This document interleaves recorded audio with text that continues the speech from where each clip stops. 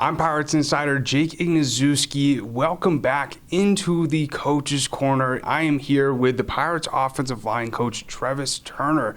And Coach Turner, I wanted to sort of touch on the offensive line because it's been a positive throughout this season for the Pirates. And in my opinion, it's a position that isn't really touched on as much as it really should be because everything that goes on with the success of the offense really revolves around the offensive line, whether it's rushing, whether it's passing. And looking at the stats so far this season, the Pirates are tied for the 5th best offensive line in the league. And you came in halfway into this 2022 season, and I want to start off with, why did you choose wanting to coach for the Pirates outside of any other team? Being that I played before, I was transitioning back into coaching. And with some of the connections I had through this organization and playing out here previously in Boston, so I kind of feel like it was a second home for me. So, the opportunity came kind of late at night on my text message on my phone. And, it was a blessing, I feel like. And, I just wanted to put my best foot forward as far as my first year into coaching. And how have you enjoyed the season so far with the Pirates? I've enjoyed it a lot. Very professional. I like the group of guys that we have here. The dogness, as you say in football terminology, the aggressiveness of our team, though, I do like. And you spoke about your playing career. You played 6 total seasons. Also played a little bit with the Pittsburgh Steelers in the NFL. But you have a lot of experience. You played for 10 different teams in 6 different leagues. And how did you, going into your first coaching season, try and implement some of your experiences as a player into being the offensive line coach for the Pirates? Like you said, I did play in the outdoor league in the NFL, CFL, and I do have a career with the AFL and IFL. So to me, it wasn't too much of a difference. There are some technique things you can use from the outdoor games here, but it's all more correlates with each other. Just the rules are different. The field, the arena and scenario that you're in, but as far as like get-offs and handwork and kick setting for pass protection and run blocks, it's kind of all the same on the same level. And with that player experience, I mean, you went from the NFL, and then you, like you mentioned, you did play indoor as well. And so how do you try and take that experience of having to acclimate to 2 different sort of games with the rules and the whole field setup to try and help some of the new guys coming in that you're coaching to try and help them acclimate smoothly? I just try to keep it very simplistic, very simple and base for them. Even with the coaching staff we have through the playbook, we just try to dumb it down and simplify it for them so they can succeed and, we can get the most out of their talent. So, like I said, again, reiterating, I just try to keep it simple for them and just relate to them how I did when I was coming into indoor out of outdoor. That makes sense. Yes. I think that's so important for players, coming into a new environment, a different game, outdoor and indoor, and being able to be coached by somebody who was a player and had that player experience and you can sort of relate to. But, for people who are wondering, we're back here in the Pirates conference room. This is where the game planning is done. This is where the meetings happen. So, Coach Turner's in here each and every single week trying to draw up some plays, trying to help the guys get better. But, looking at your weeks with the Pirates so far this season, what have you really been sort of focusing on to try and help the offensive linemen get better each and every single week? We just try to work on fast footwork, just try to work on the basics with them, the inside run, just their get-offs, their outside zone steps, stretches steps, and also with the pass protection, just because if we don't succeed, if we don't protect, nothing can get done. The offense can't move smoothly. So I just try to go back to the basics. With the outdoor to indoor, you just want to go back to the basics. That's all it's going to come down to. And championship teams do the small things right.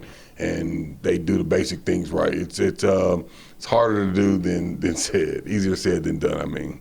And talk a little bit about some of those differences from indoor and outdoor. Obviously, with wide receivers and more of defensive players, there's more of an acclimation from the two different games. But for offensive linemen, what specific things do guys really have to try and get used to in the indoor game that they might not be used to in the outdoor game? It's just a quicker game. The throws are quicker. Even though the guys are coming off the ball the same way in outdoor, it's a very more quick game. The path to the quarterback is very much shorter too. So it's just things like that you have to keep mentally checked in while you're playing football and competing. And is there any drills that you try and implement to help the guys get used to sort of that faster paced game? Well, we in individual, we more so focus on just their technique and plays and like I said, running and passing. But once we get into inside run, they more so can see from our defense live how fast it's going to be. So individual kind of doesn't do you that service. So when we go inside run, they kind of get the first feel of how the indoor ball is going to be. We also do practice down at the DCU too, so that helps acclimate them to the game too. And one thing that I'm curious about that I've never really understood is with the different blocking of passing and rushing, what are sort of the differences? Whether it's the footwork, whether it's where they place their hands, how they block. Sort of talk a little bit about that. It's more. You want to get your feet up and down quickly in both arenas, but here kind of a tad more quicker. Your blockings may be more combined together. You can't kind of elongate those plays, even with the stretch plays and stuff. So some of your moves and hand placements have to be like right now, immediately. So you can't elongate any steps or hand movement or anything with your body posture. Guys will run circles around you. And we've seen the Pirates' offensive line be so successful, especially during this later half of the season since you've joined. Looking at the offensive line only allowed 1 sack last week against Iowa. Then looking at the weeks prior, Sioux Falls and also Green Bay as well. Barely allowed any sacks there too. And so since you've come in, how have you really tried to help the offensive line succeed? Whether you saw what maybe wasn't working earlier in the season and tried to implement something new to help them be a lot more effective? I didn't too much go back into the history of looking at where they were needing help at. I just kind of came in here with a new plan of at the end of the day, just like very simple, you don't want to get beat, you know what I'm saying? So, we got to work on pass protection as far as with our technique and stuff like that. But like I said, it just goes back to just the simplicity of what you need to do. Coaching staff, we were kind of rocky as far as them having a solid offensive line coach. So now that I'm here with that, and then they're seeing that I did play, they kind of respect me on both of those, and able to listen to me and take in more critique and stuff like that. So I think it was a little bit of off the field that was able to get some things together, but just having my presence here on the field, having them go through drills to, as I say all the time, sharpening their tool. That's all we're trying to do. I'm just trying to exploit their talents and make that better. Makes sense. And you kind of came into sort of, I would say, a lucky sort of situation with, Rubens, Joseph, and Sean Lockett playing last year in Albany. They already have their synchronicity together. Larry Williams came in earlier in the season. All those guys have been able to gain relationships. But somebody who came in, 2 or 3 weeks ago is Tommy Champion. And how have you tried to help him get used to the new game, a new team, and tried to also use sort of the other guys' experience within the Arena League to help him really become a really good offensive lineman like we've seen these last few weeks? Yes, Champion has been a good cornerstone, going to be guard for us. As far as like coming and helping out with the offensive line, we were kind of looking thin at times. but we signed 2 O-linemen just to contribute, great pass protectors, run blockers, and like you said, good camaraderie amongst the other 3 guys with Lockett and Ruben and Larry. So, I can just see that they're starting to buy in as far as what we have going on here. And then Tommy did play, or Champion did play outdoor league. So me and him had that correlation with each other. And then me playing with indoor, and then the Lockett and the other guys playing indoor. And I was able to kind of just help them move him along and mature him more as far as with the arena game, I would say. That makes sense, and also looking at sort of the Pirates' quarterback situation over the last few weeks, it's changed each and every single week, and I'm curious if there's a preparation difference depending on which guy is under center, because with Dro, with Mike Glass, they're both sort of run heavy sort of players. They do obviously have the ability to pass down the field, but Mike more specifically is more known to scramble out of the pocket, and Taz not so much, mainly stays inside the pocket. And so each and every single week, how does that really change your preparation at all, or does it? It changes our preparation a little bit, only to the degree of personnel. So some people's voices and cadences are louder or harsh, or as far as their ability, what they do, that's a changer too. But it's something that we can most definitely get acclimated to. It's as far as like the basis of our plays and the strategy of what we're going to do in that game, that changes. But as far as personnel, like they've been around these guys all season. Mm-hmm.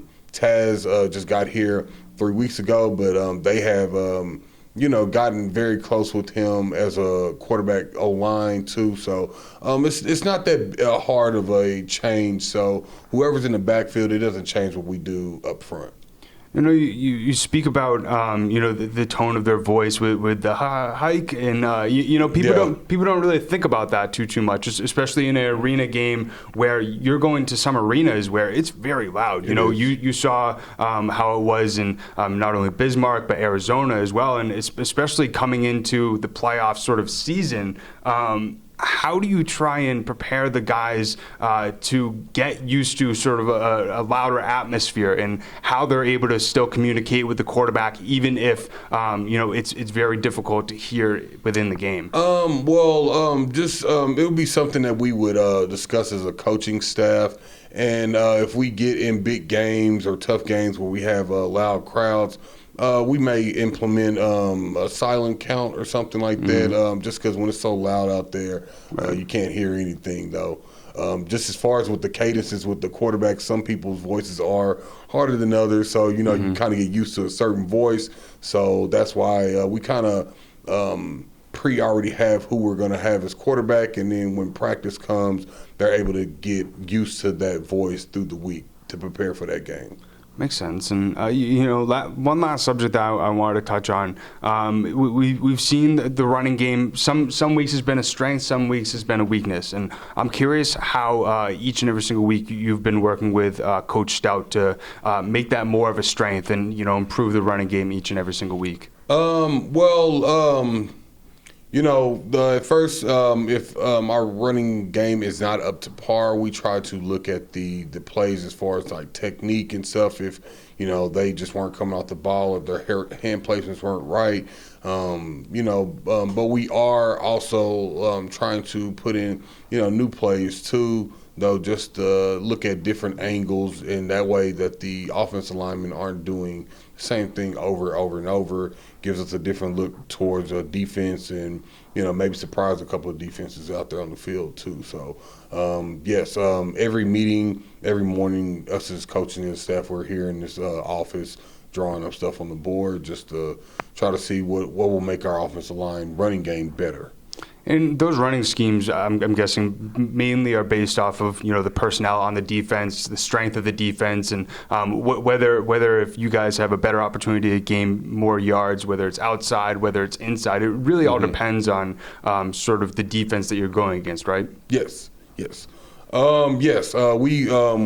as a coach staff, we look at film. before we meet as player with the team and stuff, and look at the scout team report as far as measurements and what their tendencies is on defense, and what they've done against other teams in different schemes and stuff too. That makes sense. Yes. Perfect. I really appreciate you taking the time, Trevis, and giving sort of your insight on how you've been able to build up a very successful offensive line for the Pirates, and sharing a little bit some of your insight on how you prepared them so far this season. But greatly appreciate everybody tuning in each and every single week to the Coach's Corner. If you have not yet, make sure to subscribe on YouTube. We post this segment each and every single week to help you guys understand a little bit more about how the Pirates coaching staff is preparing the team each and every single week. But look forward to this Saturday's game in Bay Area against the Panthers. You can tune in to that game on the IFL YouTube channel. But greatly appreciate everybody tuning in as always, and we'll see you next week.